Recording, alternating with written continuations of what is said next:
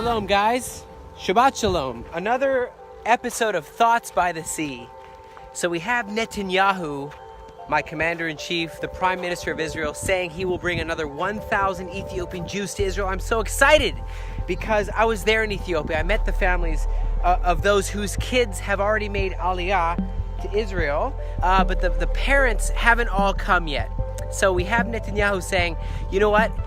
The committee has convened, the announcement has been made, and we will integrate these citizens of Israel. And that's what I do. I'm here to integrate, to attach, to absorb these new immigrants to Israel. These Falashmura, as the place that I went with Joshua Aaron, was near Gondor and in Tachgaint, and we wanted to see these people absorbed. I will gather you out of all the lands and I will bring you back to your homeland, Israel. Ezekiel 36, verse 24. God says he will plant Jewish people here in this land, and that's what we want to be about. When he says in Isaiah 49, verse 22, that the nations will carry them back to the land of Israel. That means the nations will carry them back to the land of Israel. Did Jewish people steal Palestinian land to settle Jews in? Good question.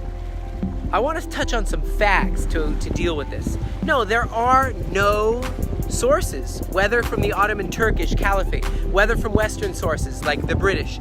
There was no evidence of any Palestinian nation, Palestinian ownership of land of any kind. The question arises, well, how did the Ottoman Turks, how did they deal with the land issue? They had a way of doing it, an Ottoman system, which was carried on by the Jordanians, the British, and now the Israelis in some form. I want to bring you back to the time of empire against empire, the British Empire against the Ottoman Empire. You remember the Peel Commission by the British Empire?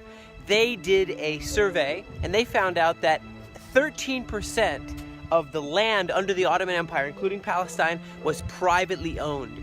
The Jewish people were able to prove their ownership of 7% of that 13% private owned. Because there weren't really many deeds of ownership, we have to go back to 1858. The Ottoman Empire introduced the Ottoman Land Code of 1858. This is very important. To claim ownership outside the system would be nonsense. The Ottomans forced everybody to update their claims when it was put in motion. Why? Because they had to pay taxes to the Ottoman Empire. During this time, land was broken into 5 types. You had private ownership. There was the mulk. Under this, all owners of this land were obligated to serve in the Ottoman army. You know, we found out this from the Peel Commission reports. There's another type of land, Miri.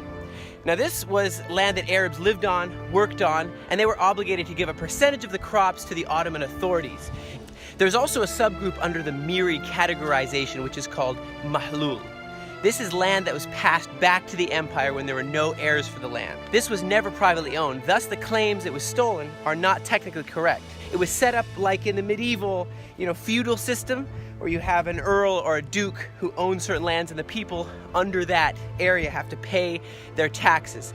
The British, when they took over the sovereignty over this entire land as per the League of Nations resolutions, which was ratified in San Remo and became international law, at that point, the League of Nations started to sell deeds to this land, and the Jordanians did the same in the West Bank, or Judea and Samaria.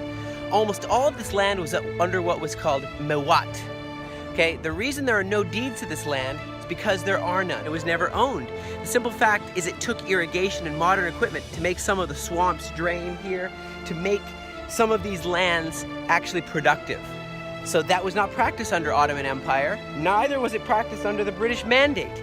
So that's why, for mewat land, no deeds were produced of ownership. Most of the settlements we see in Judea and Samaria, the West Bank, are building on mewat land that was considered desolate. The Jordanians gave deeds after they had illegally occupied the West Bank or Judea and Samaria in 1950 and started to pass out land deeds. There also, of course, are waqf lands. These are lands that are held in religious holdings. They're held by the state. No one can say they are holding religious lands, which isn't being held by the empire, by the Ottoman Empire. You still see this with the Jordanian waqf agents on the Temple Mount. They were given authority over this site due to the Jordanian-Israeli Treaty of 1994. The problem is, once land is designated waqf, it can never be released from the Muslim land waqf authorities. There also is matruka, which is publicly owned land, like village land. No individual has any ownership. The village dictates how the land is worked. Sometimes you hear claims that deeds were lost, and so in that free-for-all, Israel just took over.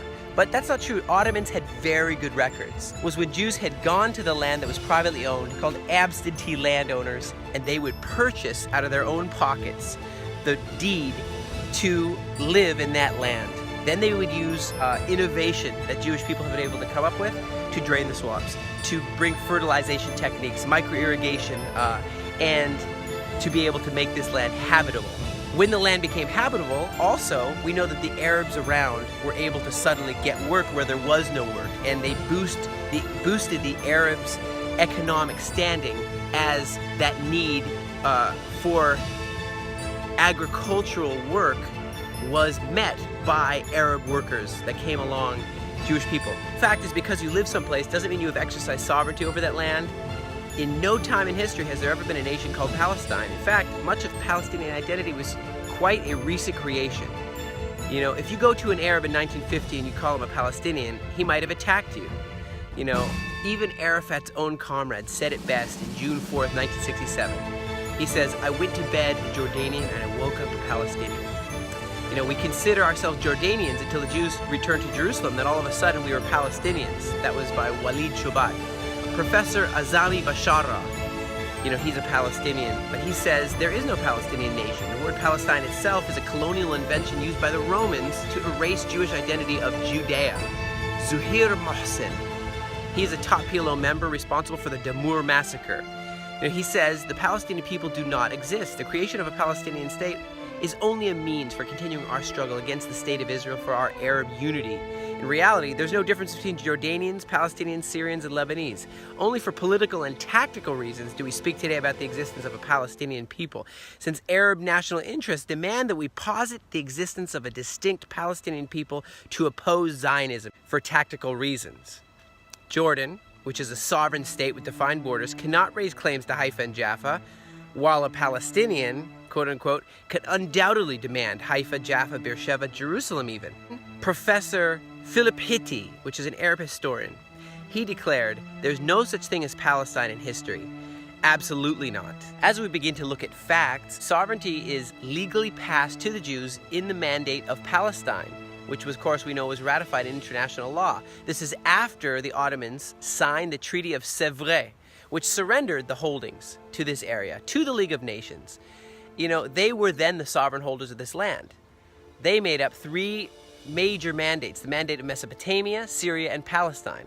Funny how you never hear a thing about these two other mandates. The Mandate of Palestine gave the legal right of one people to set up a nation, and that would be Israel. Can a people who never held sovereignty over a land take it from those who have sovereignty over the land? In any court of law, that would not stand up. Practical biblical education and training for Christians around the world, serving the people and land of Israel with unconditional love and an uncompromising faith. Please make your donation today. Your monthly gift is a commitment with us in blessing Israel, blessing God. The Aliyah Return Center.